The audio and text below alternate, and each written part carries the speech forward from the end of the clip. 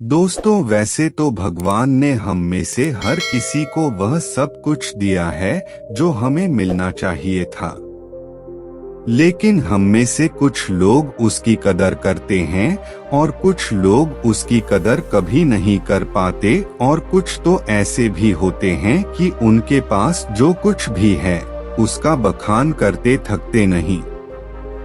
यानी कि अपने मुंह से ही अपनी बढ़ाई करते कभी नहीं थकते। तो आप भी उन्हीं में से एक है, या फिर आपके मित्रों में से कोई एक ऐसा व्यक्ति है।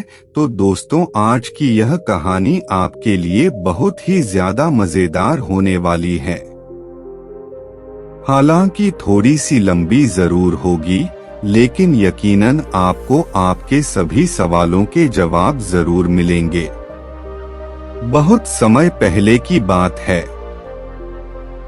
एक राजा के पास इतनी धन दौलत थी, अगर वह हर रोज दान किया करता या फिर उसे बांटा करता तो भी उसकी दौलत कभी खत्म नहीं होती। एक बार उस राजा ने अपने जन्मदिन पर एक बहुत ही बड़ा महोत्सव रखा और सभी लोगों को उसमें आमंत्रित किया। राज्य के सभी लोग वहां पर आए हुए थे। जो लोग जो कुछ भी मांग रहे थे वह उन्हें दिया जा रहा था। लोग राजा की जय जयकार कर रहे थे। राजा की प्रशंसा हो रही थी। राज्य के सभी लोग कह रहे थे कि ऐसा राजा ना तो आज तक हुआ है और ना ही कभी होगा। यह सब सुन राजा भी मन ही मन बहुत खुश हो रहा था। वह फूले नहीं समा रहा था। तभी राजा ने अपने राज्य में आए हुए सभी लोगों से कहना शुरू कर दिया कि मेरे पास इतनी जमीन है कि मैं भी नहीं जानता, और उसे कोई भी नाप नहीं सकता। मेरे पास ऐसा अवैध माल है जिसमें कोई भी शत्रु कभी नहीं घुस सकता। मेरे पास इतनी धन और दौलत है कि अगर मैं उसे रोज लुटाना भी चाहूं तो वह कभी खत्म नहीं होगा, और मेरे भाई के आगे कोई भी शत्रु अपने घुटने टेक देता है। राजा अपनी बखान में लगा हुआ था। वह अपनी बढ़ाई कर ही रहा था कि तभी उस भीड़ में से एक फकीर साधु बाहर आया।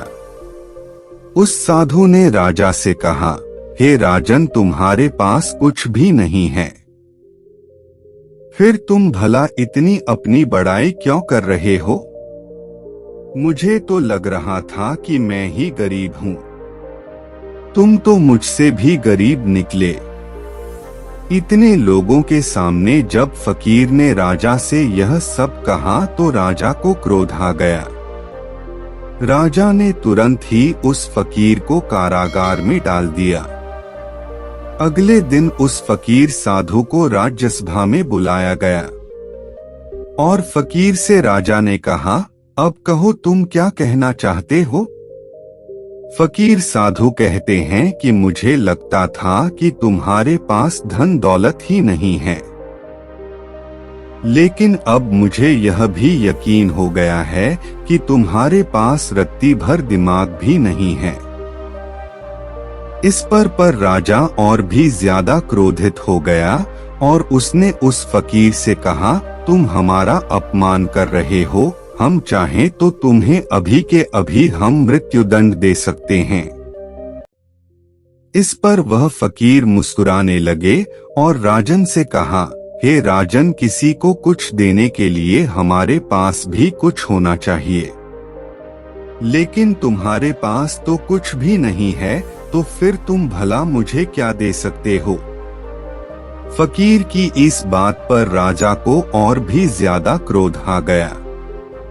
राजा ने कहा, अगर मेरे पास कुछ नहीं है तो फिर बताओ तुम्हारे पास क्या है, तुम मुझे क्या दे सकती? इस पर वो फकीर मुस्कुराने लगा और कहा, हे राजन, मेरे पास जो कुछ भी है वह तुम्हें दिखाई नहीं देगा, और जो तुम्हें दिखाई दे रहा है ऐसा मेरे पास कुछ नहीं है। इस पर राजा कहता है कि मैं समझ गया कि तुम्हारी दिक्कत क्या है। तुम्हारे पास कुछ भी नहीं है और तुम चाहते हो कि तुम्हारे पास धन हो, दौलत हो। तुम गरीब हो इसलिए तुम अमीर होना चाहते हो। तो ठीक है, तुम अपने घर चले जाओ और अब इसकी चिंता करना बिल्कुल छोड़ दो। राजा की इस बात को सुनने के बाद वह फकीर एक बार फिर मुस्कुराने लगा और मुस्कुराते मुस्कुराते वह अपने घर की ओर चल पड़ा। वह फकीर एक टूटी फूटी झोपड़ी में रहा करता था। जब तक वह फकीर अपनी झोपड़ी में पहुंचा, तब तक राजा ने उस झोपड़ी में हीरे जवाहरात से भरे हुए कुछ थैले उस झोपड़ी में रखवा दिया।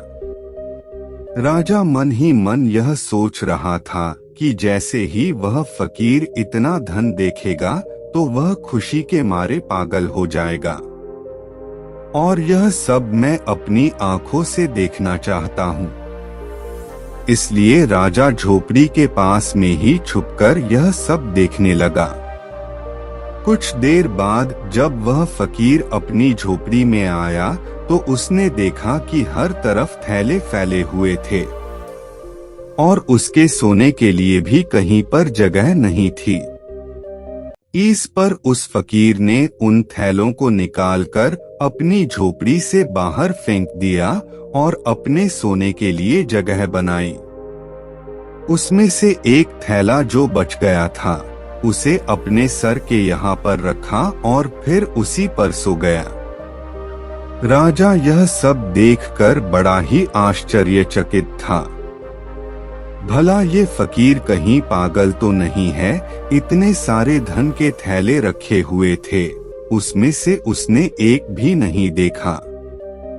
सारे के सारे थैले उठाकर उसने फेंक दिए, मानो कि वह धन की थैलियां हो ही ना, किसी ने कचरे की थैलियां वहां पर रखी हो। यह सब राजा सोच ही रहा था कि तभी राजा के मन में एक और विचार आया। उसने सोचा कि लगता है फकीर कारागार में रहकर थक चुका था, उसे नींद आ रही थी, जिस वजह से यह सारी उठाकर बाहर फेंक दी। लेकिन जैसे ही वह उठेगा, इन थैलों के अंदर जब इतना सारा धन देखेगा तो वह जरूर खुशी के मारे पागल हो जाएगा और जो कुछ बाहर फेंके हैं उठाकर अपनी झोपड़ी में ले जाएगा। अब राजा उस फकीर के उठने का इंतजार करने लगा। देखते ही देखते एक पहर बीत गया। वह फकीर नींद से उठा और उसने देखा कि आस पास जो भी थैलियां बची हुई थी उसे भी उठाकर बाहर फेंक दिया, और साथ ही साथ यह भी कह रहा था कि किसने इतना सारा कूड़ा करकट डाल दिया है। उस फकीर ने अपने झोपड़ी की साफ सफाई की और फिर बाहर की ओर चल पड़ा। यह सब देख राजा बड़ा ही आश्चर्यचकित था। वह सोच रहा था कि लगता है शायद इसे धन की आवश्यकता नहीं है, इसे कुछ और ही चाहिए, जिसके पीछे इस दुनिया के अधिकांश लोग पागल है और वह सबको चाहिए। राजा ने उस फकीर के आने से पहले उसकी व्यवस्था उस झोपड़ी में करवा दी और फिर फकीर के आने का इंतजार करने लग गया। कुछ समय बाद जब वह फकीर वापस आया और अपनी कुटिया में अंदर की ओर प्रवेश किया तो देखा कि कुछ लड़कियां फकीर का इंतजार कर रही थी, जो बिल्कुल जवान थी, जिनके अंदर युवक कूट कूट कर भरा हुआ था। वे सभी अपनी अदाओं से उस फकीर को लुभाने की कोशिश करने लगी। तभी फकीर ने उन सब की तरफ ध्यान से देखा और कहा, बेटियों, तुम सब यहाँ पर आए हो तो खाना खा कर जाना, मैं सभी के लिए खाना बनाता हूँ।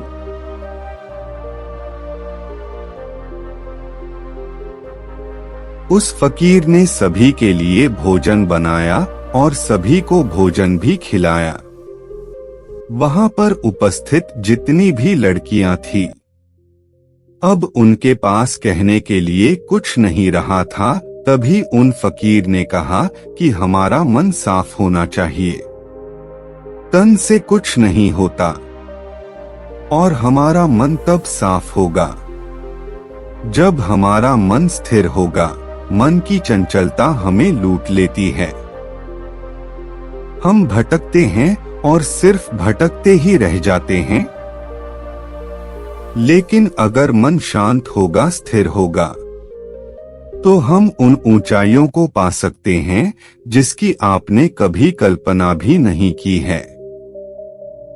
सभी लड़कियों ने एक एक करके उन फकीर का आशीर्वाद लिया और वहां से चल पड़ी, मानो वह सभी लड़कियां अपने पिता से मिलकर घर वापस जा रही हो।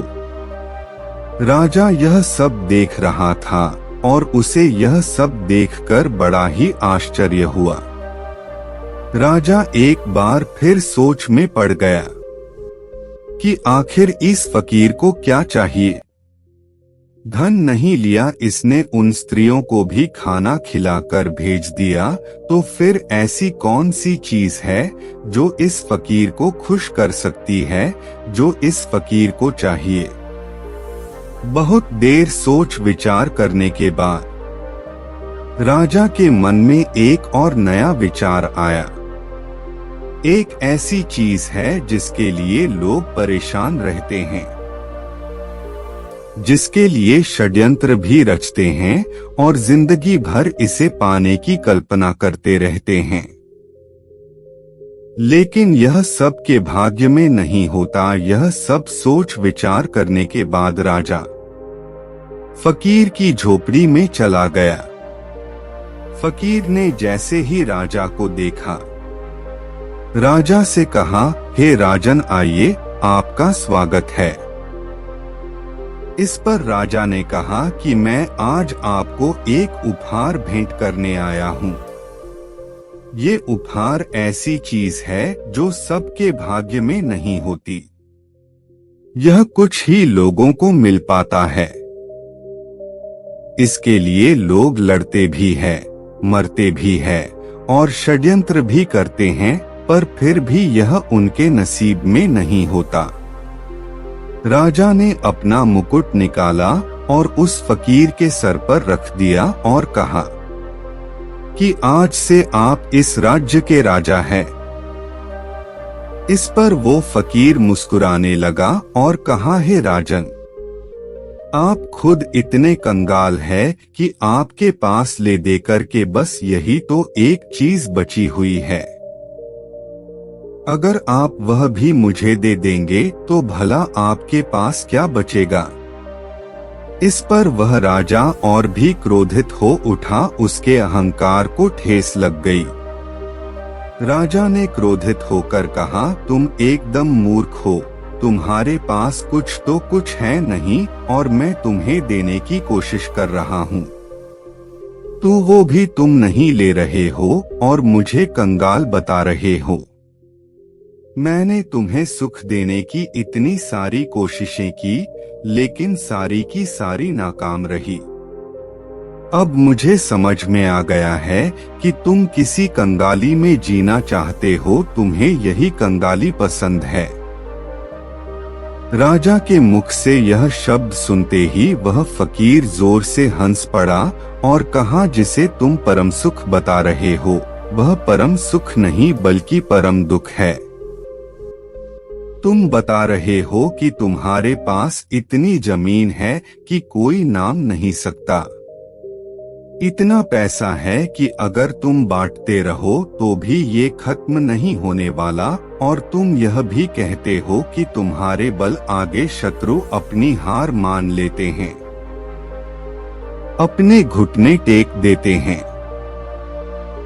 लेकिन राजन, तुम यह भूल चुके हो, ये कभी किसी का नहीं हुआ, यह तुम्हारा भी नहीं होगा।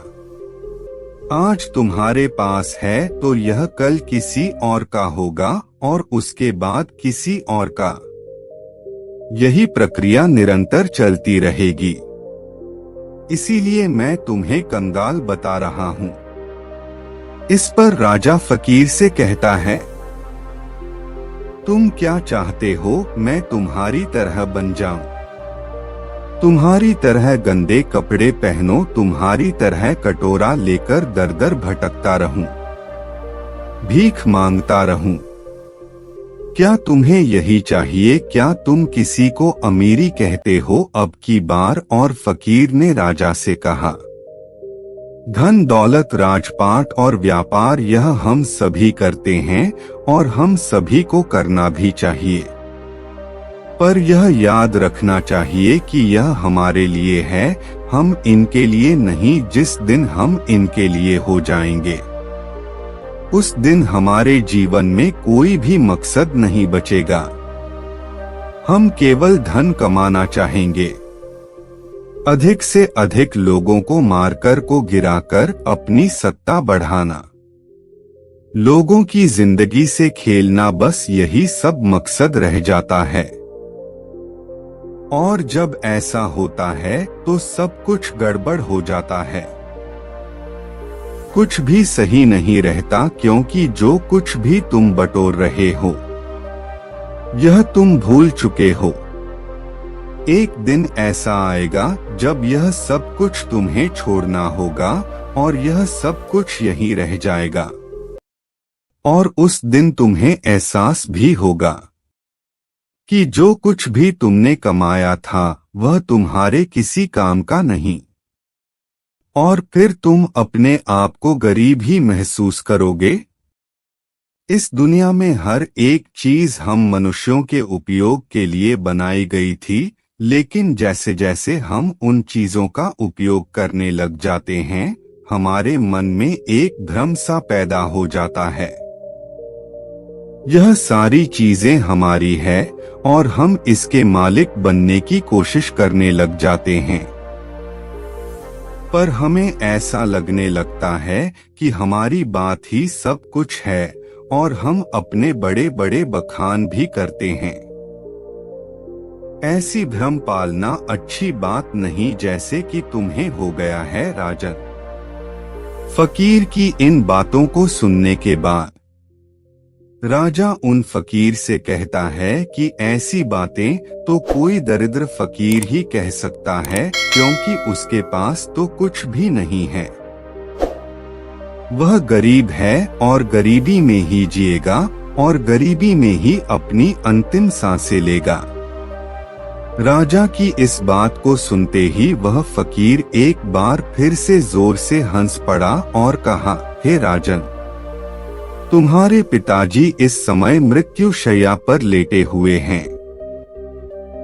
जाओ और उनसे पूछो कि उन्होंने अब तक क्या कमाया है। उस फकीर की बात को सुनने के बाद वह राजा तुरंत ही अपने महल लौट गया और अपने पिता के पास गया। वहां पर उसे देखा कि उसके पिता की तबीयत काफी ज्यादा खराब हो चुकी थी। राजा ने अपने पिता से पूछा, पिताश्री, मैं आपसे यह जानना चाहता हूँ कि आपने आज तक क्या कमाया है, आपने आज तक क्या क्या इकट्ठा किया। इतना बड़ा राज्य है, इतनी धन, इतनी दौलत है, इतना यश है और मेरे जैसा एक पुत्र भी है। क्या आपने यह सब कमाया है? अपने बेटे की बात को सुनने के बाद राजा के पिता ने कहा, बेटा, जब तक मेरे हाथ पर सही सलामत है काम कर रहे थे तब तक मुझे भी ऐसा ही लगता था, लेकिन आज जब मैं इस हालत में हूँ और मुझे यह भी पता है कि बहुत ही जल्द मैं मृत्यु को प्राप्त हो जाऊंगा, तब मुझे ऐसा लग रहा है कि जैसे आज तक मैंने कुछ भी नहीं किया। मैं अपने आप को बिल्कुल खाली महसूस कर रहा हूँ। जो कुछ भी मेरे पास है उसमें लालच है, षड्यंत्र है, क्रूरता, बेईमानी, धोखेबाजी। वास्तविकता में यही सब लिप मैंने कमाया है। यही है जो कुछ मैंने अपने पूरे जीवन में कमाया है और इसी को इकट्ठा किया है। इसके अलावा और मेरे पास कुछ भी नहीं है, और ना ही इसके अलावा मेरे साथ कुछ और जाने वाला है। आज मुझे खुद पर हंसी आ रही है। इस महल में मेरे साथ कितने ही ऐसे लोग थे जिन्हें मैं अपना कहता था, जिनसे से मेरा लगाव था, लेकिन आज वह मेरे साथ नहीं है। यहाँ तक कि तुम भी मेरे साथ नहीं हो। इतना बड़ा मूर्ख और कौन हो सकता है? पिता के मुख से यह सारी बातें सुनकर राजा के मन को बड़ी ही ठेस लगी। उसे बड़ी तकलीफ हुई। वह तुरंत ही उन फकीर के पास वापस लौटा और उस फकीर से कहने लगा कि जो तुम कहते थे वह बिल्कुल सही है। तो कह रहे थे कि मैं कंगाल हूँ, मैं गरीब हूँ और मेरे पास देने के लिए कुछ भी नहीं है। तुम बिल्कुल सही कह रहे हो, लेकिन मैं अमीर बनना चाहता हूँ और मैं अपनी अमीरी लोगों में बांटना चाहता हूँ। तो यह मैं कैसे कर सकता हूँ ताकि मैं अपने अंतिम समय पर यह ना कह पाऊँ कि मेरे पास कुछ भी नहीं है। राजा की इन बातों को सुनने के बाद फकीर ने राजा से कहा, तुम्हारे पास जो कुछ भी है, धन, दौलत, वैभव, इन सब को सही ढंग से उपयोग करो और तुम अमीर हो जाओगे। अगर तुम सही उद्देश्य के साथ अपने कार्य को करते रहोगे तो उसका फल भी तुम्हें अच्छा ही मिलेगा। इस पर वह राजन फकीर से कहता है कि आखिर इसमें सही क्या है, आप ही मुझे बताइए। राजा के इस सवाल का जवाब देते हुए फकीर कहते हैं कि धन कमाओ और धन के मालिक बनो, लेकिन याद रखना कि कभी भी धन को अपना मालिक मत बनने देना। तुम राजा हो तो राजा के अपने कार्य को भी पूरा करो। प्रजा का ख्याल रखो, लेकिन प्रजा को लूटकर अपना धन, अपना वैभव मत बढ़ाओ। अपनी प्रशंसा खुद मत करो। ऐसे कार्य करो जिससे लोग तुम्हारी प्रशंसा करें, और जिस दिन लोग तुम्हारी प्रशंसा करना शुरू कर देंगे उस दिन समझ जाना कि तुमने अपने जीवन में कुछ अच्छा कमाया है जो तुम्हारे साथ जा सकता है।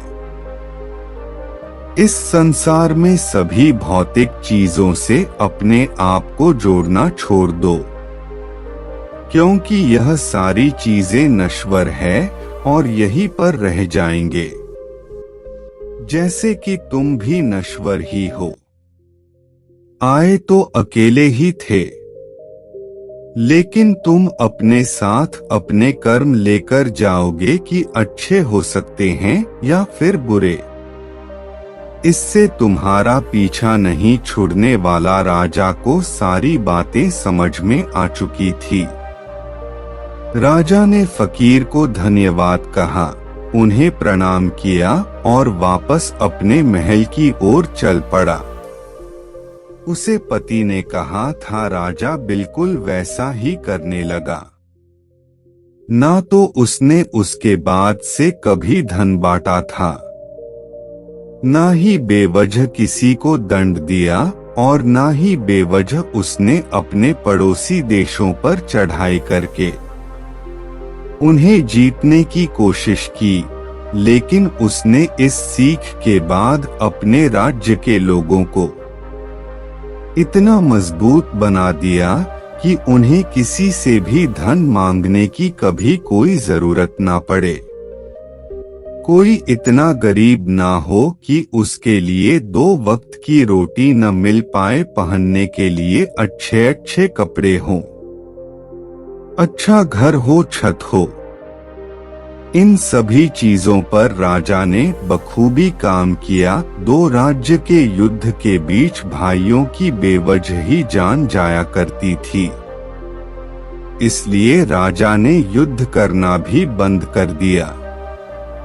केवल अपने लोगों की रक्षा करने के लिए कोई युद्ध में उतरा करता था। एक भयंकर युद्ध के दौरान वह राजा अपने एक सिपाही की जान बचाते हुए घायल हो गया था।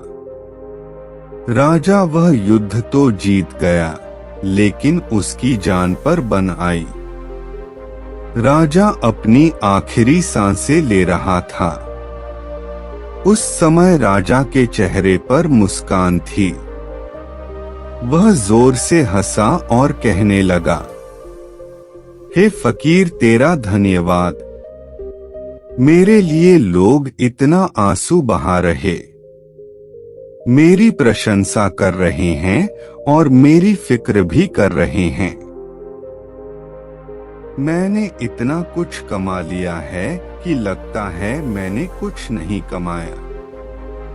मैं खाली हाथ आया था और खाली हाथ ही जा रहा हूँ।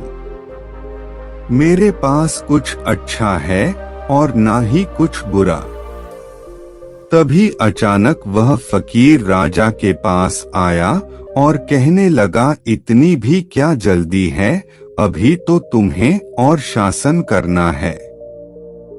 फकीर ने अपनी पोटली से एक औषधि निकाली और राजा को पिला दी। देखते ही देखते वह राजा बहुत ही जल्दी फिर से स्वस्थ हो गया और जैसे ही वह पूरी तरह से स्वस्थ हुआ, वह वापस उस फकीर से मिलने उसी झोपड़ी में चला गया। लेकिन जब वहां गया तो बिल्कुल भी हैरान रह गया, क्योंकि वहां पर कोई फकीर नहीं था। कहाँ गया ये किसी को नहीं पता था। दोस्तों, कुछ इसी प्रकार हम अपने जीवन भर सिर्फ धन कमाने में लगा देते हैं। जीवन भर हम उस धन को कमाते हैं जो धन हमारे किसी काम का नहीं। हम ऐसी ही चीजें इकट्ठा करते रहते हैं और आखिर में अंतिम समय आने पर हमें ये एहसास होता है कि हमने सब कुछ गवा कर भी कुछ नहीं कमाया और हमारे साथ सिर्फ हमारे कर्म ही रह जाते हैं। उम्मीद है कि आपने आज की इस वीडियो से जरूर कुछ ना कुछ सीखा होगा। तो आज की इस वीडियो को लाइक और अपने दोस्तों के साथ शेयर जरूर कीजिएगा और हमें ऐसे ही सपोर्ट करने के लिए चैनल को सब्सक्राइब और घंटी बटन को दबा दीजिए। मिलते हैं ऐसी कोई वीडियो में, तब तक के लिए अपना ख्याल रखें। धन्यवाद।